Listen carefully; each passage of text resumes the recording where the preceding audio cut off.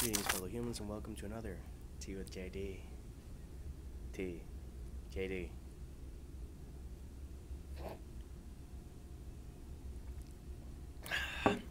If you're wondering why I'm dressed as if I just came from an expedition in Hoth, it's because I'm battling a cold. I went on vacation, had a great time, although I did push my body to the limit walking I don't know how many miles in 4 days. In the parks, it was probably 25 miles. Got on so many rides, temperature changes, whatnot, and all that great stuff that comes with going to theme parks. Oh, and people that cough and don't cover their mouth. Awesome. So, if my voice is a bit weird, that is the reason. Which leads me into today's topic for the TUTJD, which is voices in the head. How to make memorable voices for your characters. Here are a couple of tips. Some are conventional, some are a bit weird, but there are all things that I've tried and that have helped me. And let's start with the most basic thing. You have to make each voice unique. If you're in a movie, if you hear a radio spot, if you hear different things and you see that someone has a similar voice to another, it kind of gets confusing a bit. And you want to avoid that. You want every voice to be distinct and to have its own flavor, to have its own aura. And things you can do are to read out loud in the voice of the character. If you take my human cycle, for instance, Daniel is a bit more paused and pensive and cheeky, and he smiles a lot when he's talking.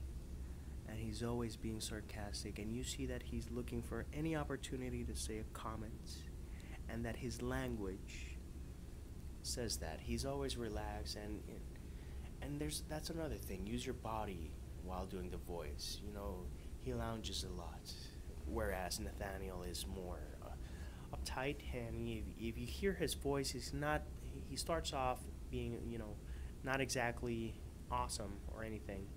And he loosens up a bit, but this is his voice, not that Kermity, but on those lines. If you take Iblis, who is a character in Only Human, he will always extend his S's, which makes him a little bit vicious. It makes it oily. If you're gonna do a monster, then you might want to consider modulating your voice and your body as you read the dialogue. and stuff like that. Not a great idea when my voice is not 100%, but you get the idea. Bill, one of my favorite characters, has a southern twang. He's based on Bill Hicks, but he does have more of a southern twang than Bill did. And the thing is that he's a cheeky bastard, and he says howdy and different stuff like that. But in my head, I listen to his voice when I read his words, and I listen to Daniel when I read his words, and so on and so forth. To really get into the mood and put a voice to your character, you can watch cartoons. Voice actors who do cartoons are brilliant. Just think of Stewie for a second and tell me that if you hear his voice, it's not immediately recognizable. And stuff like that.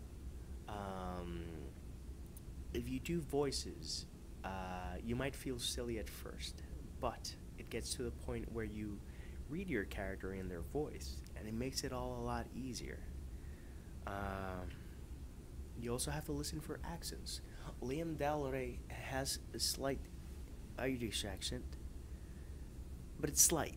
It's not too in your face, and I don't write it phonetically, whereas Indigo in Only Human, he does he talks like this, and I try to write phonetically to make sure that I capture the essence of his voice.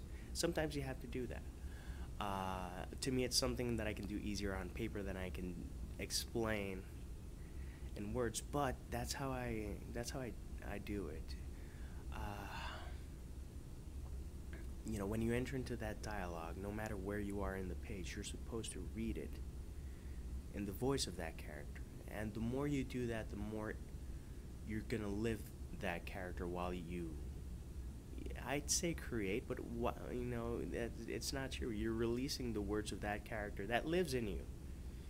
Within you are several worlds, and within those several worlds, there are several individuals with unique voices, each of them.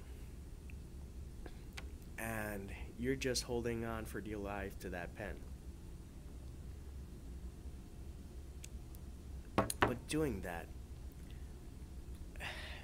helps you do the main thing to ensure that your characters have a unique voice, and you just have to have fun. You have to have fun. You have to get to know these characters. You have to know stuff that they would say and the way they would say it. And you know, some characters would say a joke like deadpan, go like, yeah, that's perfect, and others would go like, yeah, that's perfect. But you see the difference. How you write that, you know, because the same line of dialogue sometimes benefits with how they said it. You know, blah, blah, blah, she said, and how did they say it? Or did they scream it? Or did they yell it? Or give me a bit more flavor. Show me the picture. Don't tell me the picture. And that way, the more fun you have, the more I can guarantee that those voices in your head will end up on the paper. So with this brief, albeit quirky video, I do hope that it helps. And for now, peace, love, and maki rolls.